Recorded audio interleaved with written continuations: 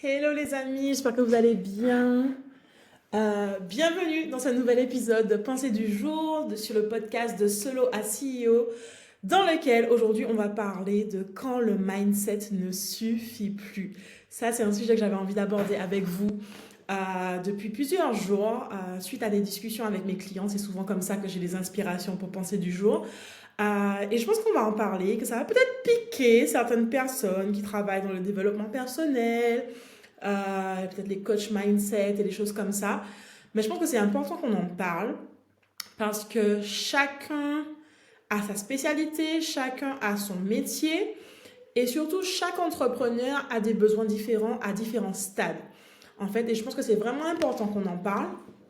Et la discussion que j'ai eue avec ma cliente m'a vraiment inspirée. Et je pense que certains chefs d'entreprise ont besoin d'entendre ce message aujourd'hui, ont besoin de comprendre qu'à un moment donné, le mindset, le travail sur le mindset, ce n'est pas vraiment ce dont on a besoin pour passer au next level dans son entreprise.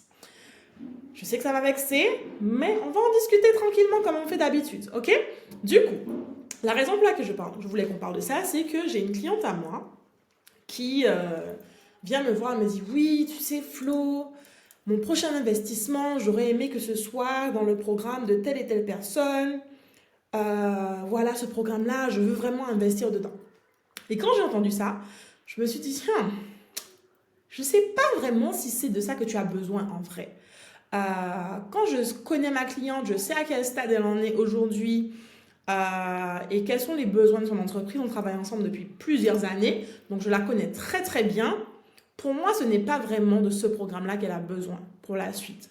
Pour moi, elle est vraiment dans une phase où elle doit développer la croissance de son entreprise, elle doit aller dans un mode où elle devient une meilleure manager, elle doit développer des compétences en finance, elle doit développer des compétences en gestion, elle doit s'améliorer en stratégie, elle veut améliorer sa rentabilité.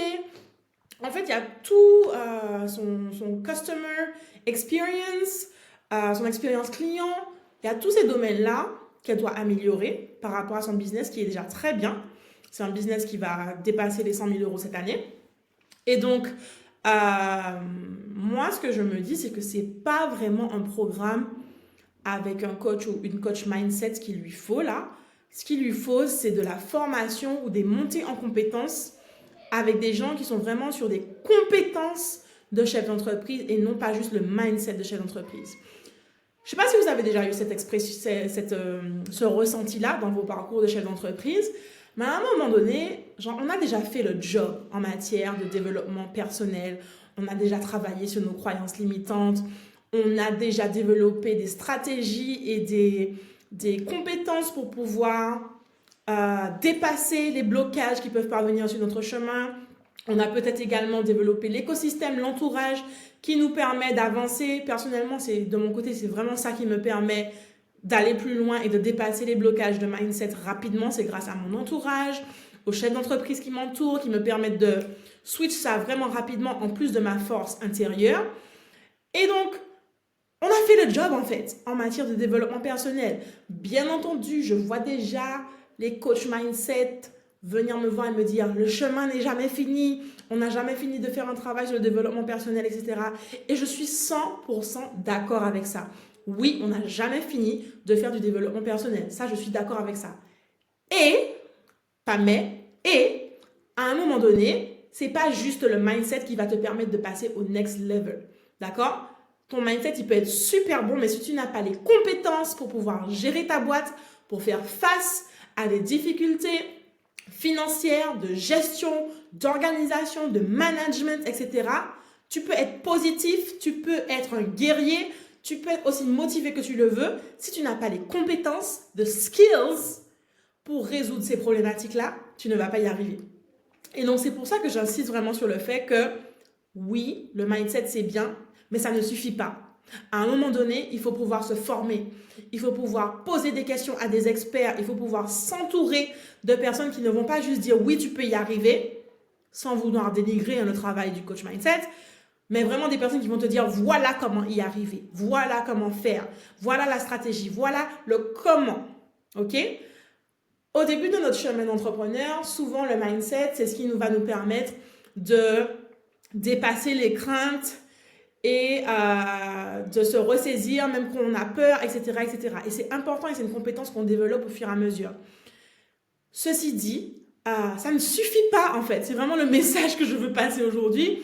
C'est que tu peux être aussi fort que tu le souhaites dans ta tête, être déterminé, réussir à dépasser tes blocages mentaux, etc. Si tu as un blocage de compétences, un manque de connaissances dans un domaine, tu ne vas pas pouvoir le résoudre juste en étant positif, en étant en mode guerrier, en guerrière. Ça ne va pas suffire, en fait. Moi, par exemple, dans les difficultés que j'ai connues en 2023 ou 2024, elles m'ont demandé de monter en compétences en matière de gestion, de comptabilité, en matière juridique également, pour comprendre la loi, etc., etc. C'était des choses, des problématiques qui sont arrivées où le fait de rester positif, ça ne va pas me sauver, en fait. Le fait de réussir à être déterminé, ça ne va pas me sauver parce que je ne sais pas quoi faire. Même si j'ai envie de faire et j'ai l'énergie encore pour me battre pour y arriver, je ne sais pas quoi faire. Et qu'est-ce que tu fais quand tu ne sais pas quoi faire? Il faut que tu comprennes quoi faire. Il faut que tu comprennes comment ça fonctionne. Et donc, ça va peut-être être mieux d'investir sur plusieurs séances de consulting avec un expert, des séances de travail avec un avocat, payer un avocat par exemple, payer un juriste, quelqu'un qui a ces compétences-là, plutôt que d'aller faire un énième coaching mindset. Ton coaching mindset, à la limite, quand tu atteins un certain niveau, c'est get back to work. Prends un jour off et retourne au travail. Fais les méthodes qui te permettent de retourner dans le bain et retrouver ton énergie. Prends un jour off, va faire du sport, prends le temps qu'il faut, parle à tes amis, business, etc., etc. D'accord? Mais t'as beau faire ça, si tu ne sais toujours pas quoi faire et comment le faire, tu ne vas pas y arriver, en fait. Donc pour moi, je tiens vraiment à vous encourager si vous réfléchissez en fait sur les investissements que vous devez faire dans les années à venir, etc. pour développer votre business.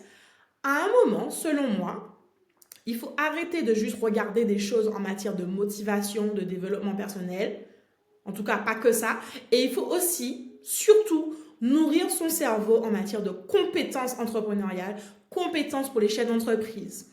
Développer ses compétences en gestion, développer ses compétences sur la rentabilité de son entreprise, ses compétences en management, les compétences en marketing, je peux vous aider avec ça, les compétences en stratégie commerciale, ça aussi je m'y connais, les compétences en finance, les compétences juridiques, les compétences en développement, etc., etc. Ça, ce sont des compétences qui deviennent indispensables à un moment donné quand on veut dépasser un certain niveau. Le mindset, c'est important. Je n'ai pas dit que c'est pas bon, que c'est inutile. Pas du tout. C'est ça qui nous permet de tenir, ok? Mais c'est encore plus facile de tenir quand tu ne te sens pas ignorant, quand tu n'es pas dans l'inconnu, quand tu ne te sens pas complètement perdu face à une situation. Si tu as mindset plus compétence, waouh, ça te fait un cocktail incroyable et c'est là que tu deviens inarrêtable. Mais mindset alone, compétence alone is not enough. Ça ne suffira pas et tu ne pourras pas t'en sortir avec ça. Du coup, avant d'aller payer un énième coaching là, coaching, développement personnel, mindset, etc., prends une séance de travail avec un avocat pour pouvoir revoir tes chiffres. Demande à un consultant de venir analyser, faire un audit de ton entreprise pour qu'il puisse analyser tel et tel domaine. Moi, par exemple, cette année, j'ai fait des sessions de travail avec des experts en rentabilité, en gestion d'entreprise, gestion de trésorerie. Là, je vais faire des rencontres avec des investisseurs pour mieux comprendre un peu comment les investisseurs pensent. J'ai fait des rencontres avec des consultants en affaires internationales. Tous les domaines en fait que je ne maîtrise pas encore assez et dont je sais que j'aurai besoin dans les développements futurs de mon entreprise. Et je préfère investir sur ça que de faire un énième coaching, mindset, etc. Ça, on va voir ça après, tu vois. Mais les compétences, là, les trous que je vois sur les futurs développements de mon entreprise, où je n'ai pas les réponses, ce sont des choses urgentes et il faut que je trouve dès maintenant des experts, des ressources qui vont me permettre de compléter ce trou-là et de me dire « Ok, c'est bon, je sais où je vais. » Ok? Donc, cet épisode-là, c'était vraiment pour vous encourager à aussi investir dans le développement de votre compétence et pas juste dans votre développement personnel. Le développement de vos compétences pas juste votre développement personnel. Le message du jour, j'espère que vous allez le recevoir. Tenez-moi au courant, mettez-moi votre avis. Comme d'habitude, j'ai hâte de savoir ce que vous en pensez et on se dit à la prochaine.